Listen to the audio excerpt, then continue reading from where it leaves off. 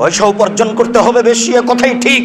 পয়সা কম উপার্জন করতে হবে কোনোদিন আমি এই কথা বলি না, তবে বৈধ উপার্জন করতে হবে। টাকা ছাড়া আপনি জাতির কোনো উপকার করতে পারবেন না। নিঃস্ব অসহায় অবস্থায় ওই কথাটা আল্লাহ রাসূল খোলা মাঠে ঘোষণা করেছিলেন। তিনি খোলা মাঠে বলেছিলেন 450 কিলোমিটার দূরে, 600 কিলোমিটার দূরে যেতে হবে।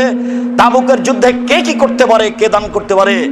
সেদিন ওমর রাদিয়াল্লাহু তাআলা আনহু বলেছিলেন, আজকে আবু বকর সিদ্দিককে পরাজয় করে দেব। এই কথা তিনি নিজে বলেছিলেন, আজ আমি দানে আবু বকর সিদ্দিককে পরাজয় করে দেব, আমার অর্থ সম্পদের অর্ধেক দান করব।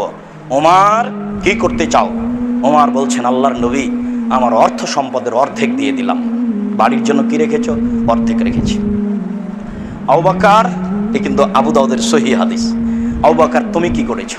তখন আবু বকর সিদ্দিক রাদিয়াল্লাহু তাআলা বলছেন, আল্লাহর কসম, আল্লাহর নবী, আপনাকে আর আল্লাহকে বাড়িতে রেখে যা আছে সবই দিয়ে দিলাম। 10 টাকাও হবে না, ভ্যান ভাড়াও হবে না। কিন্তু তিনি যা বলেছেন, কিয়ামত পর্যন্ত তার কথাকে ডিঙ্গিয়ে কেউ যেতে পারবে না।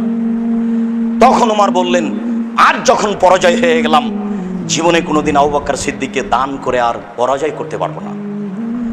যা টাকা ছিল তাতে হয়তো আবু বকর সিদ্দিকের টাকার চেয়ে ওমরের টাকা 10 গুণ বেশি হতে পারে, কিন্তু ভাষা যেটা আবু বকর সিদ্দিকের ছিল, এই ভাষাকে ডিঙ্গিয়ে পৃথিবীর কেউ যেতে পারবে না। আবু বকর সিদ্দিক রাদিয়াল্লাহু তাআলার ভাষাটা ছিল, আপনাকে আর আল্লাহকে বাড়িতে ঘিরে সব দিয়ে দিলাম। তখন আল্লাহ নবী বলছেন, উসমান, তুমি কি করছো? তখন উসমান রাদিয়াল্লাহু তাআলা বলছেন, এবার টাকা। উসমান রাদিয়াল্লাহু তাআলা বলছেন, আল্লাহর নবী, যত মানুষ তাবুকের যুদ্ধে যাবে সমস্ত মানুষের অর্ধেকের যাতায়াত খরচ, খাওয়া খরচ আমি দেব। এর নাম টাকা।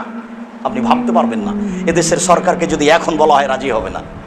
30,000 মানুষ ছিল, 15,000 মানুষকে 15,000 উট দিবেন, যাতায়াত খাওয়া খরচ দিবেন 3 মাসের, তার নাম টাকা। উসমান ধনী ছিল। আমি টাকা পয়সা ইনকাম করতে বলছি, কিন্তু মুহাম্মদ সাল্লাল্লাহু আলাইহি সাল্লাম যেটা ভয় করছেন আমাদের উপরে, সেটা হচ্ছে আমরা বিবেচনা ছাড়াই পয়সা উপার্জন করব, তখন পয়সা আমাদেরকে ধ্বংস করে দিবে, এটাই তার ভয়।